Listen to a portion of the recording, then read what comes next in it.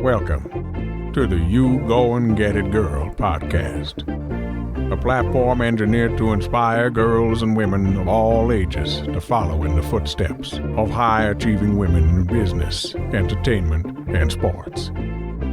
A living reminder that you can't stop a go-getter. Go-getter, noun, defined as an aggressively enterprising person. A go-getter knows they can have any life you want. You can too, but you have to take it.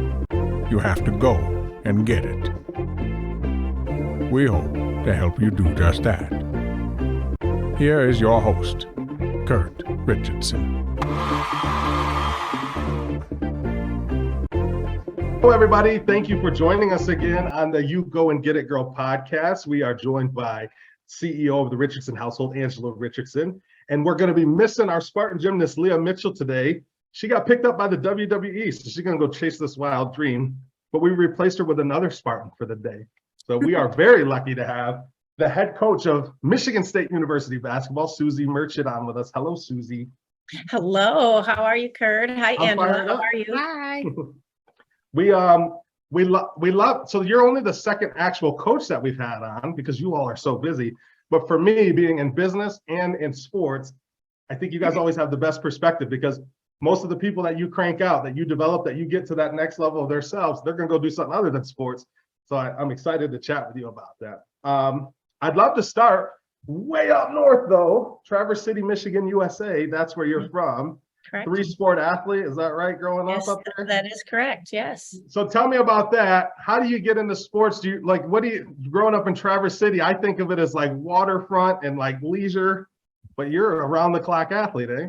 Yeah, well, let me just say I grew up with a brother that was 1 year older and a brother 1 year younger. So that's how I became really probably who I am. And just, back then, I know Traverse City, as you mentioned, Kurt, is this amazing place, and it is.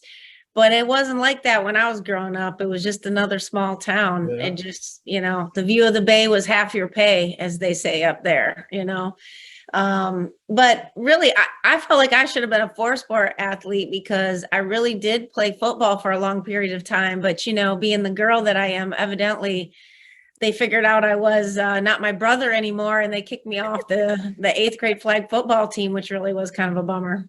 Oh, no. Now, what I think is also interesting is the way that everything shook out for you, and we'll take our time getting to that. But when you're growing up, there's not even NCAA women's basketball for a large part of your path. That's right?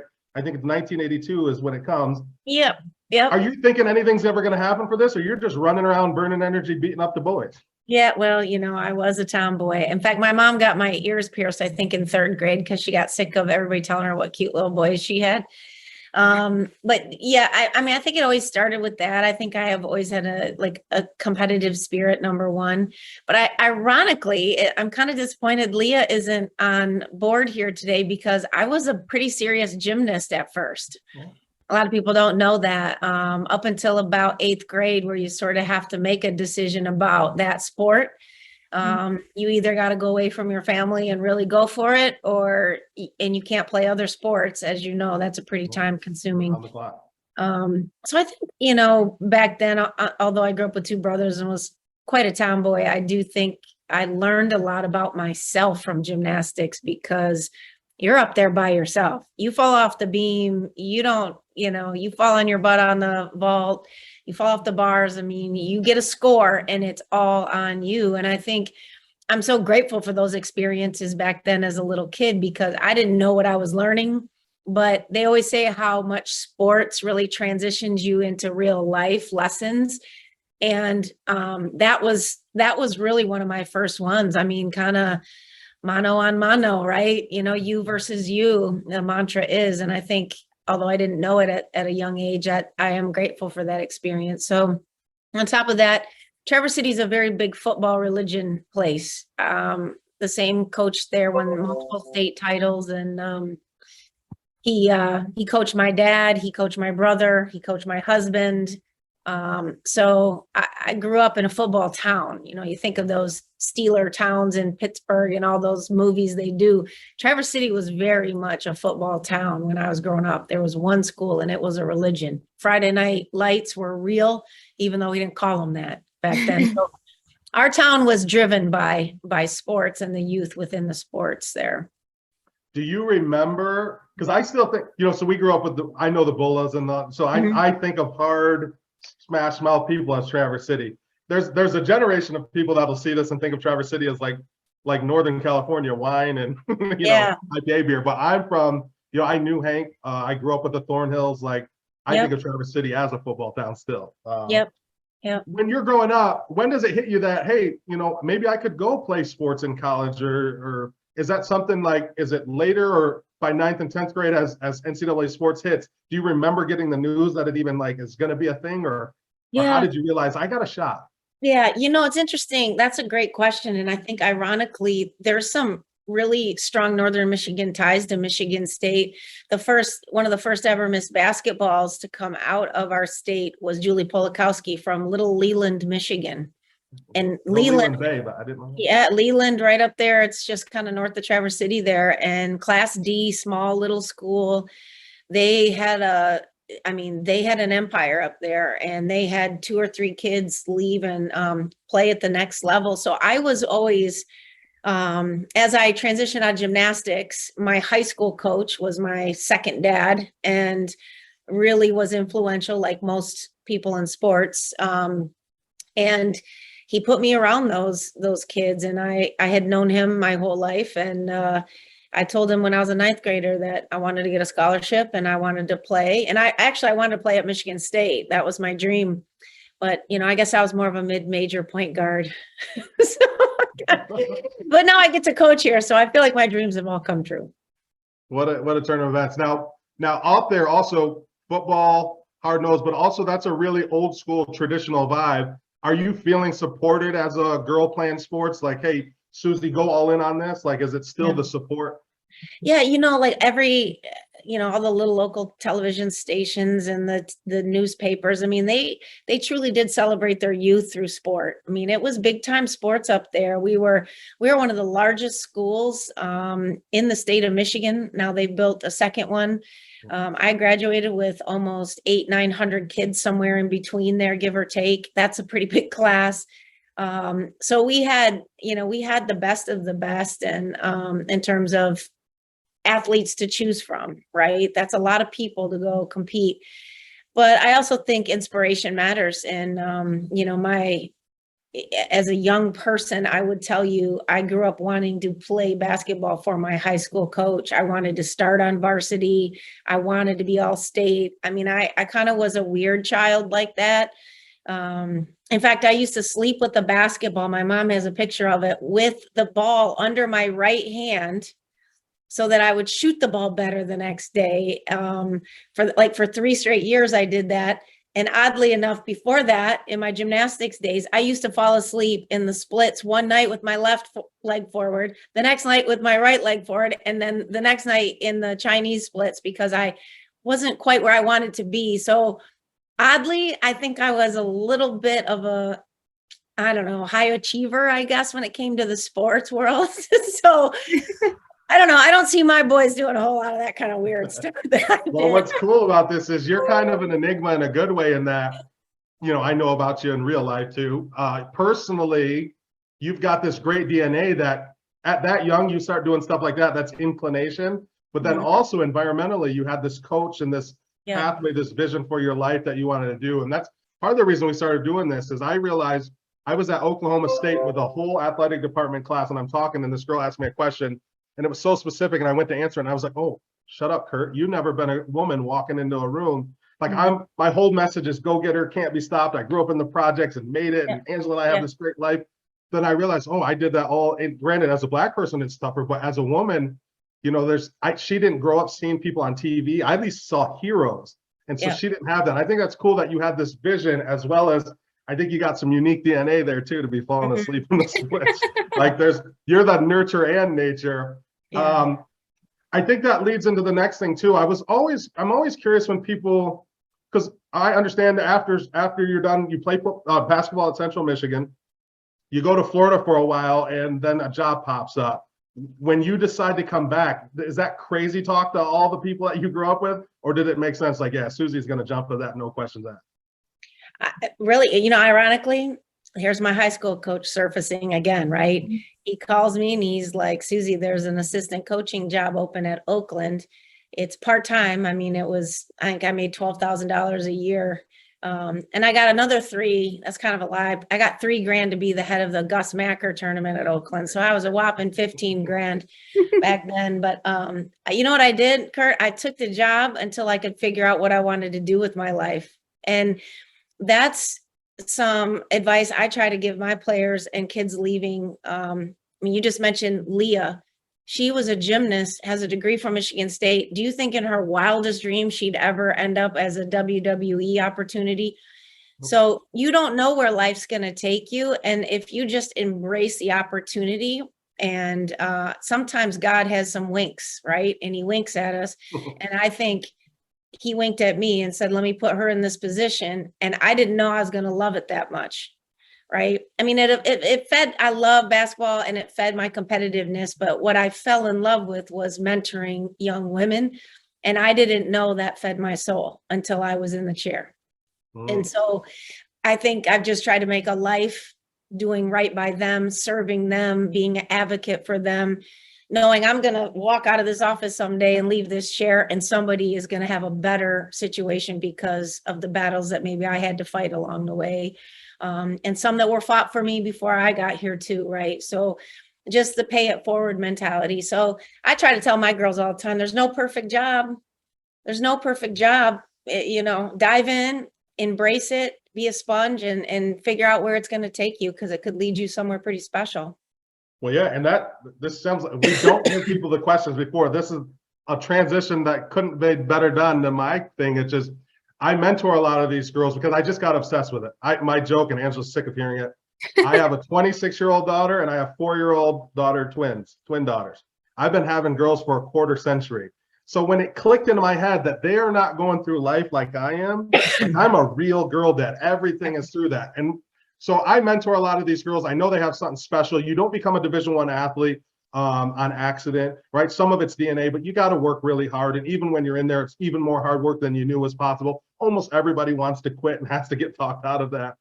But a lot of them didn't see themselves in that role. And then when I talk to them about life afterwards, some of them want their first opportunity to look a certain way. Maybe they've done too much vision painting. You get to Saginaw Valley, that's not a dream job for anybody.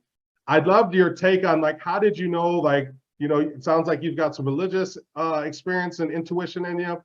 We talk to every woman about intuition, which I know my wife will ask you on. It's like, how do you know Saginaw Valley is the place to go and it doesn't present itself in this great package? It's like, oh, Saginaw Valley, they're losers. Yeah. That is actually another interesting story. I got a lot of them. I don't know how much time you got, but so the men's coach at Oakland University still to this day, Greg Campy, is one of my best friends in the business. And I was an assistant, as I mentioned, at Oakland right out of college. After my 3rd season, I guess it was, that job came open at Saginaw Valley. So I was 25 years old. And he's like, Merchant, you need to go for that job. And I was like, I know, most typical women, we don't ever think we're ready for anything. We want it to be perfect. We want to have, there's 10 things that this job requires. I need to have all 10 before I even consider applying, which is a whole nother conversation. But I was like, you know what? Let me just do this for experience, because I got my first job out of college because my high school coach recommended me, and it was nobody probably wanted the job, to be honest. He was probably glad I showed up. And I was like, you know what, let me do an interview. I don't know what it's like. I'm 25. I need to learn. Well, lo and behold, I do the interview and holy crap, they offered me the job. And I was like, what?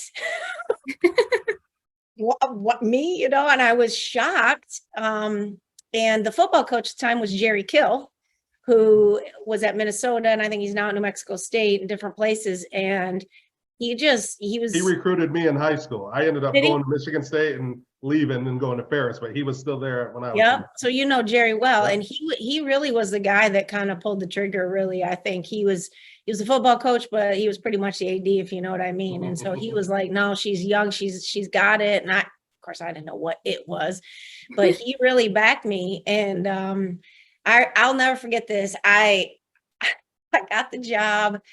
I was like, what am I doing? Overwhelmed. You know how it is, right? You just are like, what did I just do? We go play our first game, and the game schedule that was left, it was at Aquinas College. That's a NAIA Division III Grand Rapids school or whatever, NAIA school. No scholarships. They don't offer scholarships there. I have like 6 or 7 scholarships. We get there, we get the brakes beat off us. And I'll never forget, I called Greg Campy. I picked that phone up and I said every possible swear word you could say to that man. And I was like, what made you think I was ready? I had forgot to put a sideline out of bounds play in. Like my girls were like, how do we get the ball? How do we get the ball in? And I'm like, oh crap. And I just told him, I'm like, I'm grateful though, in a lot of ways, that it was before all of these phones and like, this is not a job you want to learn on the job. Like, I made more mistakes than I did right, probably through the years of Oakland, Saginaw, and Eastern Michigan before here, that I'm glad I had those experiences. But I mean, that job was another, let me just go through the interview process, and kind of was surprised that I got the job. So that's kind of a weird story, but that was how I started my head coaching career, kind of by, hoping just more for experience to learn what an interview was like for a job, to be honest. Yeah, I love that. Now it changes for you because you win at Saginaw. Yeah. And then you win at Eastern, and that puts you in a different spot. You come here, and I remember the first time I heard about you was, our old gal who I did like, she leaves this job. She leaves that chair you're sitting in. And old Suzy Merchant and the ladies take her out in the first round of the tournament. Not long after that. That wasn't now, a bad now day. that's my second favorite Spartan moment. People think I'm too serious with the girl dad, and they think I'm being hyperbolic with that. Rose Bowl that Angela and I were at, we were like on the fourth row when on the stop in Stanford, the Rose Bowl a couple years ago. But when you guys did that, I don't know how to explain that. I had goosebumps everywhere. I weeped. I didn't cry, Suzy. I weeped. But now that puts a different pressure on you. How does it change from like, hey, now I got to go build a winner, to now, one, I'm at this huge university. We expect Suzy to do well. We expect her to go find players. We expect her to win. How do you learn how to deal with that shit? Because earlier on, I've taken some jobs before. I'm like, oh, at least the other guy was a loser. Like, you well, got it's a lot not to work ideal. with. Yeah. Well, and that's such a good observation too, Kurt, because every job I took over was the bottom of the barrel. Saginaw was in tough ways. Eastern Michigan, I had everybody but one man tell me to take that job. And he had coached on the men's side there. And of course, anything, boys can do, girls can do just as well. So I felt like I could make them a champion if the guys were. So I took that job that was really a traditional coach killer job, but my point is it was at the bottom. And you're right. It's a different feeling when you come in and they're at a certain point. The one thing if anyone's going to interview and tell you, oh, I knew what I did know what I was doing, but you can't sit here today and say you didn't have some concerns about it, right? You didn't, and some of the deeper moments wonder if you could handle it, right? I mean, you knew you could, but everybody has that little dark moment where they just you gotta shake it, man. You gotta get the cobwebs off. You gotta stand up. You gotta get in your superwoman pose, and you gotta build your confidence back, right? The hardest thing was, I will say, of the job was walking into the room where the players were, because they didn't want me to be the coach. They wanted the longtime assistant that was here to be the coach. It was a man named Al Brown. So not only did they have a coach leave them, but the one they wanted to get the job. So those were those first couple of years were truly not ideal. I felt like there was some unwillingness just to buy in, right? And I tell this story because in my 4th year here, we won a Big Ten title, and one of my players said to me, Kalisha Keen, she's actually getting inducted in the Hall of Fame this year in September. She said, Coach, I just wish I would have never listened to those other guys, because she was a freshman. She said, you know what? I wish we would have bought in years ago. This would be our third championship or our fourth, you know. It just was a fight, right? Until I could get my own kids in. And I think I'm a pretty good person. I didn't try to run anybody out of here. I'm not that kind of person. So I think the buy-in was harder, you know, than a Saginaw and Eastern Michigan. I don't think the level per se was harder. I think, you know, the buy-in was harder because they just didn't want to see anybody but someone else that they had anticipated getting the job. So that was probably a difficult time. I learned a lot about myself. I'm a new mom. I got the job here. My son was 3 months old. And, you know, you mentioned kind of the spiritual side, and a lot of people don't know that about me, but I actually had went to mass. I had been offered the job here to some degree. And then on Sunday night, I had to go meet with the president of the university. She was out of town. Leanna was out of town. And so they said, she's the one that has to offer you the job officially. And she wants, you know, she has a stake in this, obviously. So I pretty much felt like I got the job. I went to mass on Sunday morning, and I wanted the job so bad. I really did. This was my dream spot. I told you it was my dream school to play. I'm a Spartan through and through. My brother played baseball here. I mean, we love this place. Both my brothers went to school here. So it wasn't about that, but I had a 3-month-old. And what is that? I knew what was going to happen. I mean, the fire hose was coming, and I had to be able to do that and be a new mom. And I remember sitting at mass, and the homily that day was about how the world needs good leaders. And if you're called to lead, and it doesn't matter if you're leading an organization, you're leading your family, when God presents something, it's meant for you. And I felt like that was what I needed to say yes to this job. And I know that sounds crazy because it was everything I ever wanted, but it wasn't just about me. And a lot of women fight that battle in their careers, a lot of women. And what does that look like? And so that was a struggle. So the first early years were, how do I balance all of that? And then you just, you know, I've always believed in just got to be authentic. People smell a fake. This is who I am. I'm sorry it's not maybe who you all wanted, but I am going to be who I am. I'm a coach's team to the standards and set the standards that I think are important to win, and we'll see what happens. And obviously it's worked out so far. I love it. That's all Angela's wheelhouse of what the next questions come out to be. You tag her in. Yeah.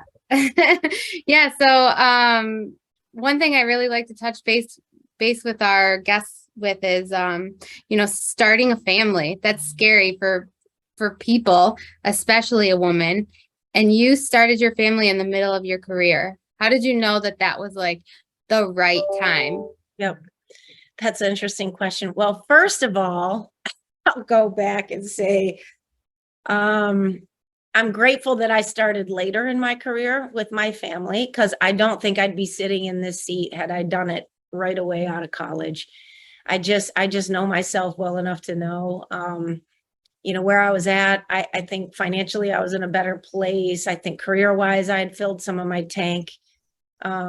I think I've always been someone that felt like I had to fill a little of my tank in order for me to truly be fulfilled as a person and be engaged in kind of who I am. You know, they always say, when you make a list, make sure you put yourself on it. And I don't know if I always do that, but I do know that if I had started a family earlier, I'm not sure I'd be sitting in the seat that I'm in. I don't know that for a fact, but I would guess. And that's been a real challenge for me too, Angela. I will tell you this, I have started a graduate assistant program at Michigan State. In fact, I have them, they live in my house with me. I got one living with me now. And it's specifically for women to get into coaching and to get into college athletics, because I see that number dwindling for reasons of demands, time. It's a lot. I mean, this is a lifestyle. It's not a job or a career. It is a lifestyle. And so I don't want to see women lose out on opportunities in the sports industry just because they start a family. We got to find a way to have both. And so when I got to Michigan State, also at the time, our president, at being a female herself, said, we often put women in roles to lead, but we never give them the ample resources they need to do so. And so in my contract, I actually have certain things about childcare and travel that allow my family to come with me. I mean, I have breastfed and gone out to Midnight Madness. I have breastfed and gone and played Baylor. You know, like I have breastfed and given a speech in front of 1,000 people.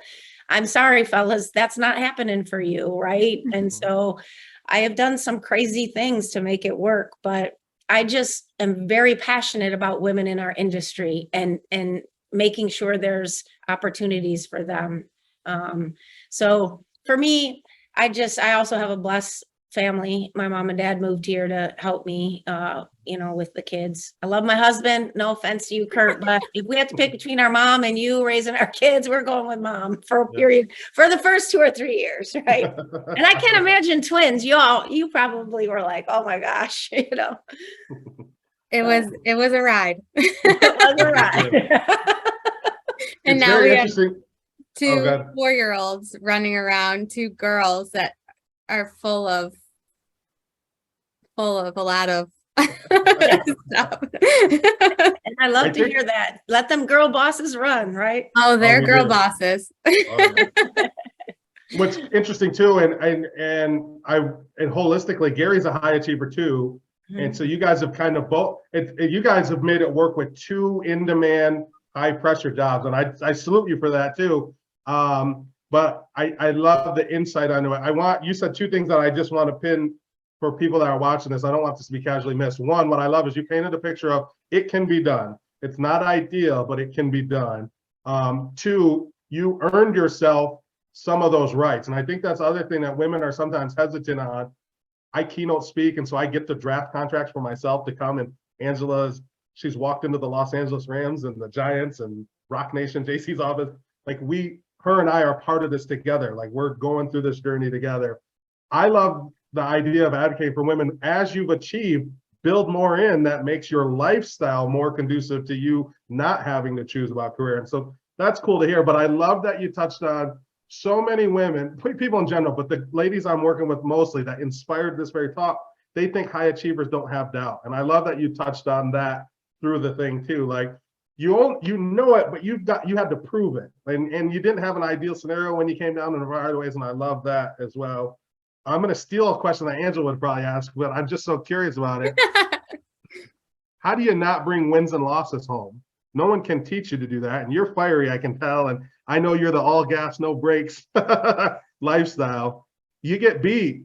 How do you got boys at home that had a hard day too. And maybe their hard day doesn't seem as consequential as losing a game or having a player blow their knee out, but they need mom at home too. That is tough. I do think I've learned that skill over the years and give myself a little grace when it comes to that. But I will tell you this. One particular time, my oldest was about 6 months old, so I had only been on the job a few months. I'd gotten home in the middle of the night from a recruiting trip. It was like 2 a.m. I went into his in the nursery, picked him up, and just like truthfully cried, because I felt, am I cheating him? Right? Like, can I really do both? Can I do it? And I just had this overwhelming feeling of, I gotta let go of the guilt. But more importantly, I just decided at that moment, I'm going to be where my feet are at. So when I walk into that house, I never come into my house with my phone on. I don't walk in talking to anybody. I will stay down the street until that's done. So when I walk in, I really try to give to the people and be the mom. And then when it's time for me and they go to bed or whatnot, I will have a sleepless night. I will be up watching film. But although we've included them in this Spartan life, my boys and my husband we live a lifestyle that's Michigan State. I did try to separate the 2 for periods of time. I can't do it for very long, but I can do it long enough for them. And that's all that I try to do. I love that. It's interesting. our connection, our neighbor that connected with us, they're hard on their kids. And so Angela and I are always balancing, like, what do we want to do? And so Angela, do you want to talk to her about what we were talking about before? Like, I love this perspective as a mom. Which? Well, just like, how do you know how to push your boys? You're pushing, the nature of your job is you're pushing people all day long to their full potential 9 to 5, or 9 to 9 in your world. Right. You come home, how do you balance that out? Because I find, like, when I come home, and it's harder to push these little brownies living with me. Yep. Yeah, that's a tough one. And Gary was a Division I football player. So, our DNA is very competitive and in nature. You know how we do it? What I've learned is in coaching, when you're a coach, and you both appreciate this, when you're a coach, the parents and the people that kind of drive you crazy are the parents that are overly involved in the coaching part. Encourage your kids, yes, bring them to practice. I got no problem asking a question or two, but the ones that think they can coach better than you are the ones that you're just like, wow, are you at practice every day? Do you see your kid being late or not finishing last in the sprint? Like those things. And so I know from experience, I never want to be that. But you mentioned your neighbor. I mean, I am truly, truly grateful for Chad and Christine both, because Chad is hard in a good way. Like, he holds them accountable. And so many people are scared to hold these kids accountable, and they're starving for it. They are starving for it. So when my son gets up there and pitches and he's throwing it all over the place and he fails, I don't want to see him fail, but I'm glad, because he's learning a skill. And when Chad pulls him out of there, he gives him, one needle or the other, depending on what his effort level was. And it's real and it's spot on. And I think nowadays more than ever, and you're raising two little girls that who knows what's going to happen in 10 or 12 years, but we need each other. And so if you find good people in your village, in your tribe, you let them influence your son or daughter, because I know I was influenced by my coach more than my parents. And my dad played college ball. My mom knows what's going on, but I didn't want to hear it from them. And so I really do think it's important that you take a step back as a coach mom and just be a mom in those moments. Like I said, those are my shoes today. I'm not coaching football. Jim Baker's got them. Yeah. They won a state title last year. The man knows what he's doing. Yeah. Gary can help encourage him different ways and, push him, but it's the Chad Tolfrees of the world to me, and Christine, who kind of really embrace helping raise our boys, our girls, or whatnot. And it makes a difference. It's life-changing. It's so true. The one thing that a guilt I have when people hear twins is life has been kind to us. So we had night nannies that would come stay the night with us. For me, I don't look at houses as luxurious or cars as luxurious, but that level of sleep deprivation that we were able to avoid, the ultimate luxury in life. We'll get you out of here. I don't know when people are going to see this, by the way, but I do believe your son scored a touchdown last weekend, right? Or was that? I don't know. No, I might have missed that. You know what, Kurt? We lost the game, so who cares? Yeah, there we go. Well, that leads to two things. You had mentioned something like how you didn't want to hear it from your mom. Someone we're all connected with. I grew up with her. She used to coach softball at the university. Her husband's one of my best friends, a beloved Michigan State basketball player. He brings me to the Breslin all the time. I've heard some of the best stories from Coach Izzo ever from my relationship with them. But their son Ty is in baseball and was struggling. And so this gentleman said, hey, I've got a Division I hitting coach coming to work with you today. Be there at 3:30. And it was his mom. And even though she has every record in the state of Michigan, I'll tell you off. I just don't know how much they want to be on, but I'll tell you off that is what he was so mad that it was his mom. But the truth is he couldn't see his mom like I see her. I grew up with her, and she's a badass. So I think there's something to that too. Like, letting the people that have your children's ear or have your own ear, be influenceable. Being coachable is the number one thing that's happened to me. I talk about one time this very powerful person asked me to get him a cup of coffee, and I did, took the ego out and did, and I think it changed my life. Mhm. And then being coachable. Those are two things.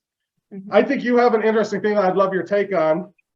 All gas, no brakes, but you also look like the sweetest person alive.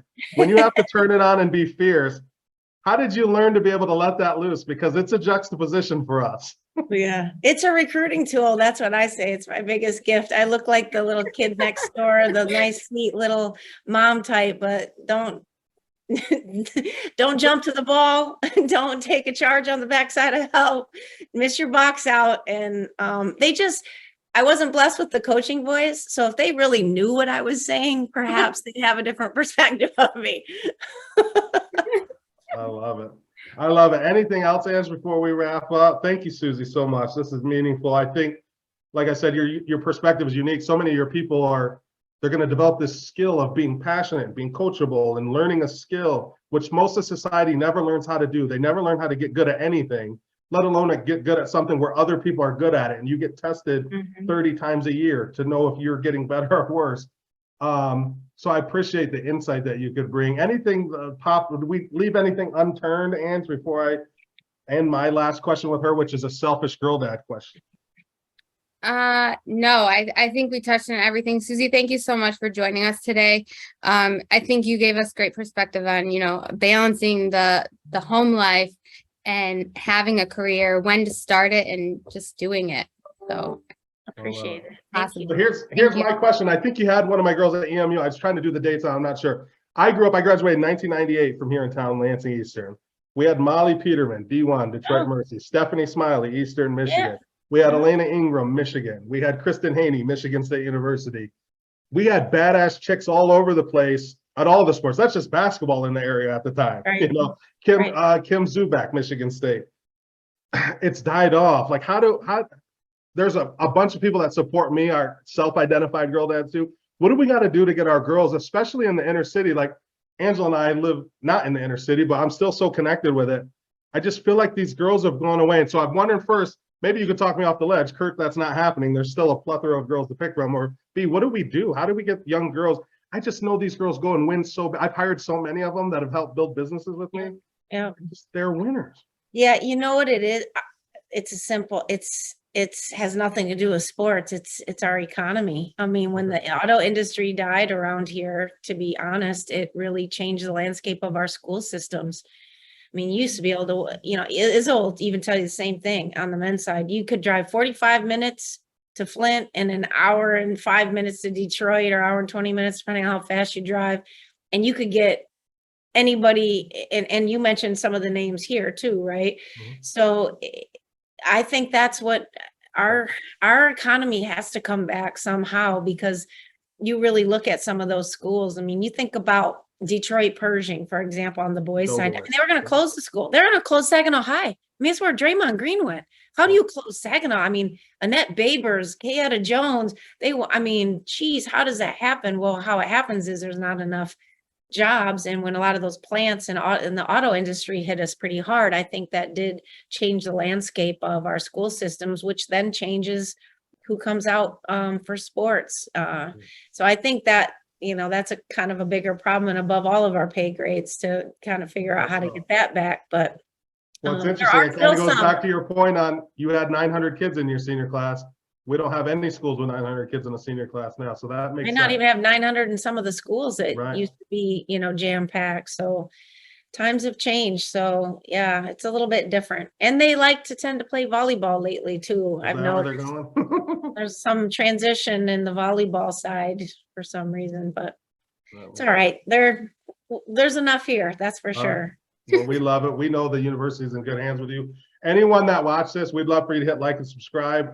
We appreciate it. The whole goal is to demystify the process of being a high achieving woman, especially if you're a young girl and you're thinking, maybe I don't in my life have someone that did it or can do it. Here's a great example of someone who could do it and did do it and then made room for other women to do it. I love hearing about what you're talking about with the gratitude, and that tells us so. I already know you're a good person, but it speaks so much about you being in it for the greater good. And we're just so thankful to have you on, and I appreciate you. Ladies, you can't stop a go-getter. The information is out there. The access to opportunity is at all-time high, even if it doesn't feel like it. We hope this helped you out, and we can't wait to talk to you again. Bye.